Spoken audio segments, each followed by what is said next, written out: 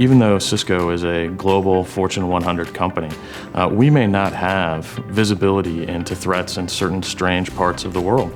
And so being able to combine all of our resources with the member companies, hopefully up to 21 here very shortly, it gives us that visibility into localized and regionalized threats that have the potential to become worldwide problems. The fact that we're able to bring all of the companies together to ideally raise that bar on security and then ideally be able to help make everybody more secure across the ecosystem is really, really important in this day and age. I think as a lot of our members understand, single entities, single organizations like our members or like governments don't see everything. They don't have access to the entire picture.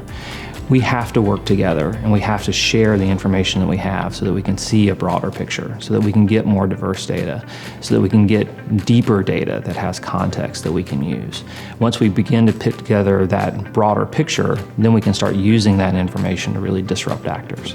Not one of the members has all the answers. And by collaborating, we're able to connect the dots among the cybersecurity campaign and among the adversaries, so we have that end-to-end story of what's really happening. Most of us have been sharing threat intelligence manually, okay? Meaning some person, some intelligence group, some security team would see some bad guy doing something funny, and it's just too slow, okay? The adversaries have automated their attacks.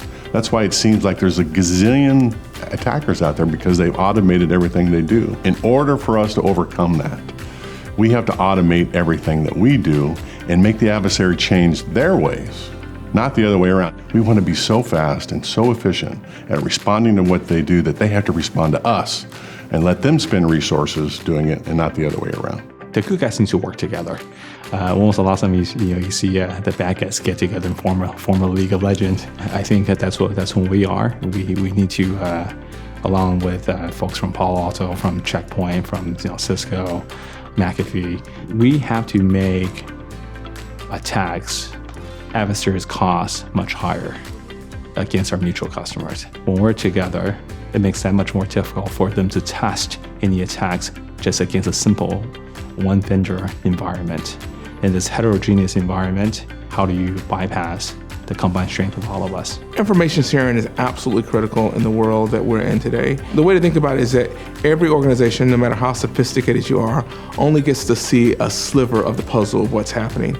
But if we come together, we can actually start to paint a holistic picture about what's happening in the threat environment, and that picture can allow us to better protect our organizations, our customers, and society in general. If you look at the threat environment today, the bad guys have no obstacles to sharing data. They don't have to form a committee, they don't have to get approval, they just do it when it's in their best interest.